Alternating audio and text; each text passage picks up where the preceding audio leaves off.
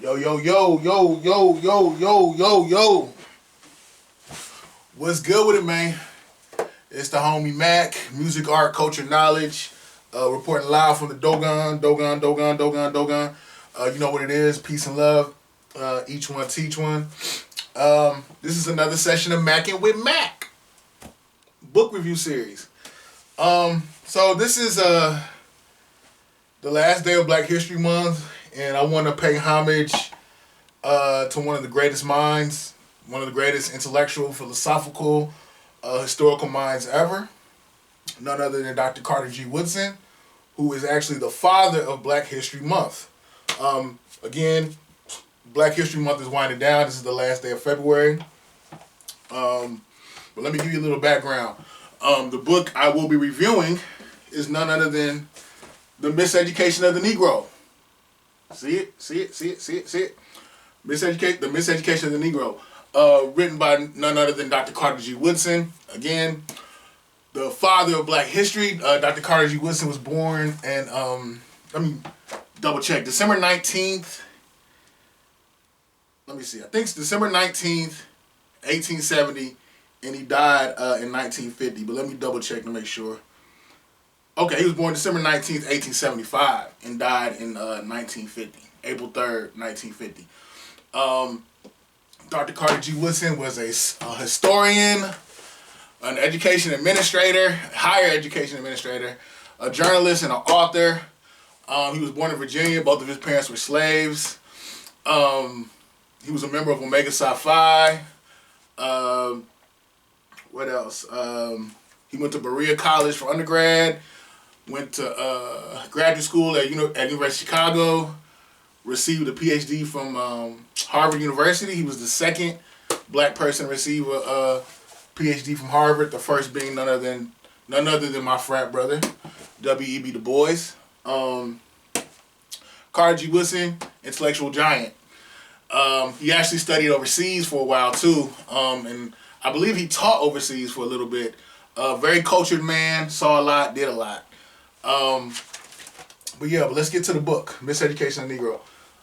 Essentially, this book outlines how it outlines the how do I say it? It outlines the political. It pretty much outlines how modern education, because this book is relevant now, even though I want to say this book came out, probably like I want to say, I don't even want to play with y'all. I'm gonna give y'all an exact date. Let's see. I want to give y'all. I don't want to just throw stuff at y'all. I want to.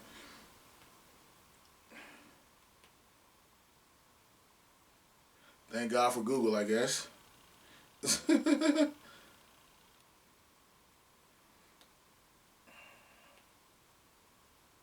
When did The Miseducation of the Negro come out? I want to say in the 30s, but I was right. It came out in 1933. I be knowing, but sometimes I gotta corroborate, make sure things are right. But anyway, this book essentially highlights how, even though it came out in the 30s, again, it's still relevant now. This book accentuates how education is a propaganda machine, and through this propaganda, Black inferiority has been enforced. We're not, essentially how Black people are not taught of their greatness. They're taught to center themselves in proximity to whiteness, and as a reverberation of that, a residual effect is you implicitly buy into Black inferiority. In this book, he just talks about how this propaganda machine really it presents a negative dialectic towards Blacks. White is intelligent, white is smart, white people are educated, Black is dumb, Black is physically unappealing, Black is savagery. All the other races of people are more stately, more pristine, more well put together. And these Negroes, y'all black folks, y'all just a bunch of savages. Everybody else has culture. Everybody else has history. You have nothing. That is the propaganda machine.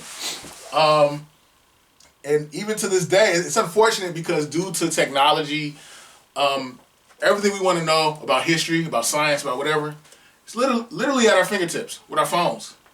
And some people still buy into these lies that we have no culture, that we have no history. It's really tragic. But you know, in the book, he pretty much accentuates how those dynamics affect our self-esteem. Not only how they affect our self-esteem, but it affects how we treat one another. The thing I think that's real dope about this book is rooted in. It essentially is rooted in the fact that black people are more than capable of greatness. Black people are more than capable of being self-sufficient. Black people are more than capable of creating institutions. Black people are more than capable to do amazing things, to uplift themselves, ourselves. And this book, it also just goes into how rife and how far-reaching the miseducation is, how prodigious it is.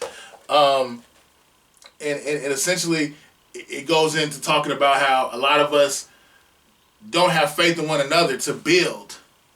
You know, there's an example he uses about black economics, specifically black businessmen, and saying how black businessmen have been able to do things that the so-called black educated higher level person hasn't been able to do, which is actually give back to the people. But he can't give more because our own people don't trust them. We don't trust black business owners.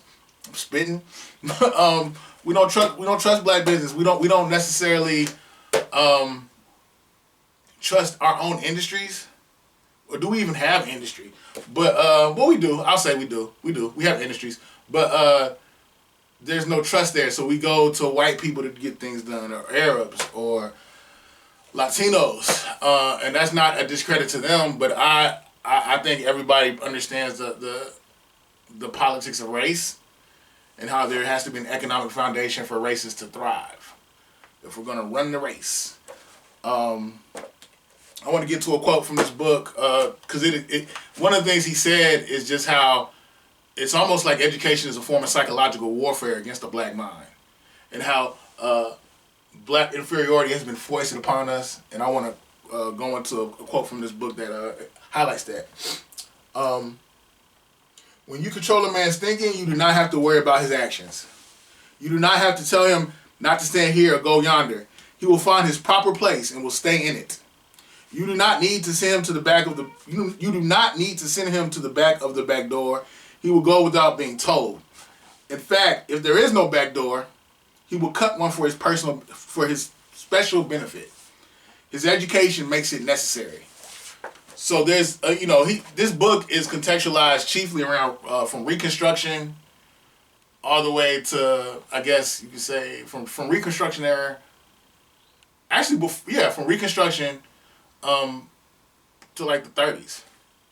And the social dynamics have not really changed. He talks about how black people were nominally free, but they were economically slaves. One of the things he pushed in this book is developing something for yourself. Having us as black people it's compulsory that we create our own industries, that we become self-sufficient. I think about the Jews, how Jews have schools like yeshiva. I think Brandeis is another one. They have their own hospitals, their own what else is it? EMTs, ambulances, what have you. They're self-sufficient. You know what I'm saying? And black people should strive to do the same. Here's another quote from the book. Negroes do not need someone to guide them to what persons of another race have developed. They must be taught to think and develop something for themselves. It is most pathetic to see Negroes begging others for a chance, as we have been doing recently. Do not force us into starvation, we said. Let us come into your stores and factories and do part of what you are doing to profit by our trade. The Negro as a slave developed this fatal sort of dependency. and restricted mainly to menial service and drudgery during nominal freedom. He has not grown out of it. So yeah, that pretty much highlights what I was saying. How, the need to develop our own industry, our own means of self-determination, self-sufficiency. He also said they, as in black people, they must begin immediately to pull their earnings and organize industries to participate in, supplying social and economic demands. So yeah, this book pretty much it highlights the problem. The problem is we've been miseducated, not knowing about ourselves. We have bought into this propaganda machine where we don't think we are intellectually viable. We don't think we're economically viable. Even aesthetically, we have not accepted our own beauty. We've held our beauty, our physical attraction, our physical appearance. We've defined it in proximity to whiteness. Whiteness is the standard in which we juxtapose ourselves, and we have this implicit bias against ourselves towards whiteness.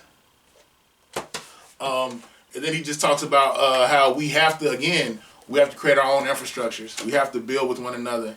We're more than capable. I would say as of 2021, we're still coming out of this hypnosis of black inferiority. We're still struggling with that.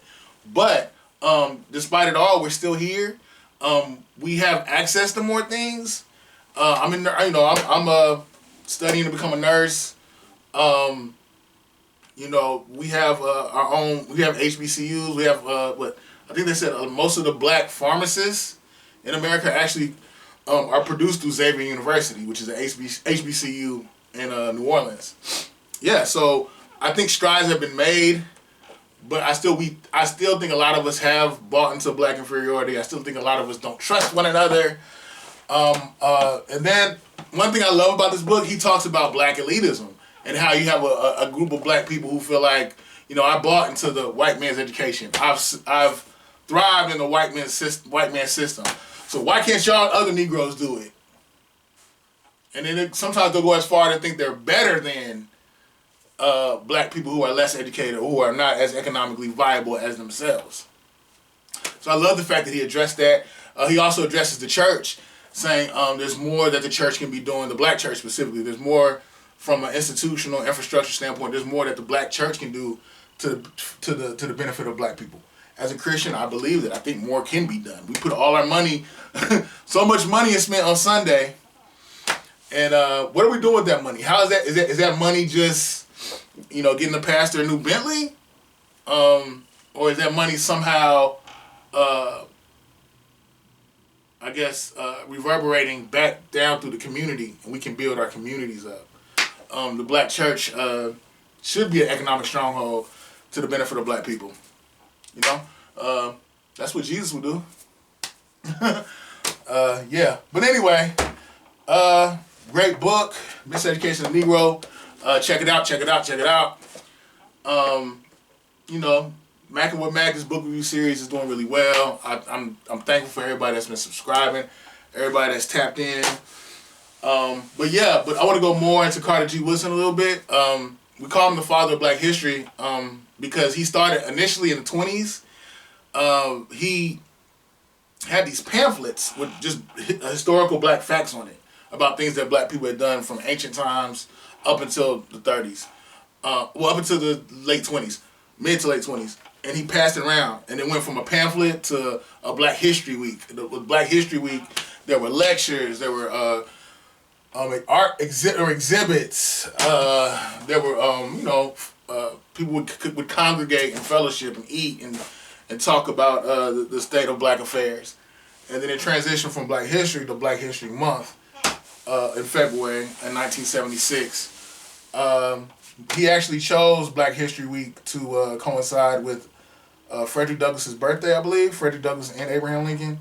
So it was like in February. Yeah. Fact check me. So it transitioned from that to, again, 1976, Black History Month. Carter G. Woodson was actually given a stamp. Yeah. Again, Dr. Carter G. Woodson, intellectual giant, great mind. It's the homie Mac, man. Music, art, culture, knowledge. Signing out from the Dogon. Each one teach one. Each one teach one. Peace and love. I'm out.